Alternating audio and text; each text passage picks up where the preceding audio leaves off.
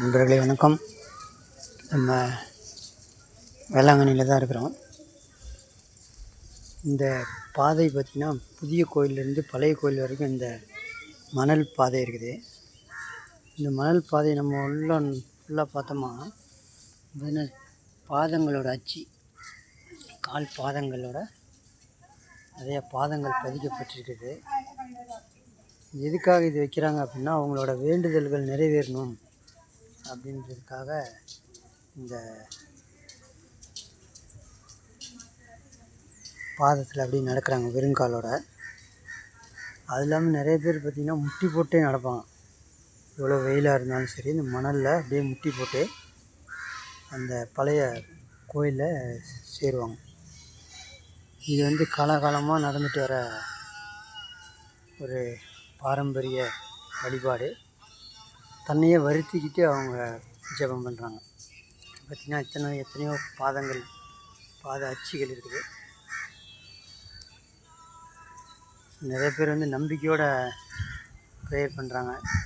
இது நடக்கணும், அவங்க வாழ்க்கையில் அவங்க நினச்சது நடக்கணும், அதுக்காக ரொம்ப தீவிரமாக ப்ரேயர் பண்ணுறாங்க, உருக்கமாக பண்ணுறாங்க. ஸோ இந்த நல்ல நாளில் அவங்களுக்காக நம்மளும் ப்ரேயர் பண்ணுவோம். எத்தனையோ பேர் இங்கே நடந்திருப்பாங்க. அவங்களோட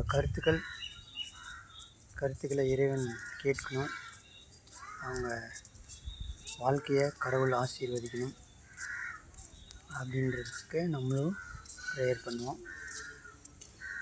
வாழ்க்கையில் எல்லாருமே புரிஞ்சுக்கிட்ட ஒன்று என்னென்னா, நமக்கு மேலே ஏதோ ஒரு சக்தி இருக்குது.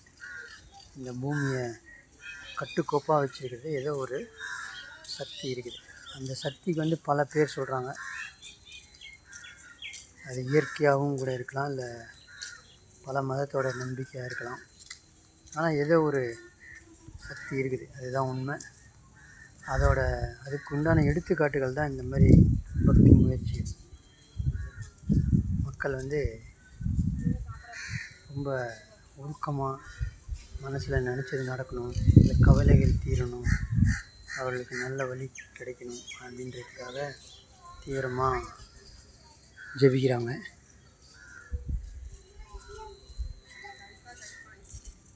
நம்மளும் அவங்க கூட சேர்ந்து ப்ரேயர் பண்ணுவோம்.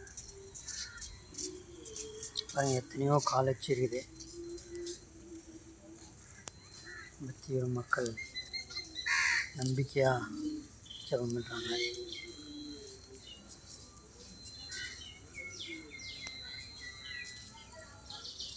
உங்களுக்கு தெரியும் நினைக்கிறேன், இந்த காலச்சுகள் பின்னாடி பல மனக்குமுறல்கள் இருக்குது, பல மன்றாட்டுகள் இருக்குது, பல வேண்டுதல்கள், பல எதிர்பார்ப்புகள்.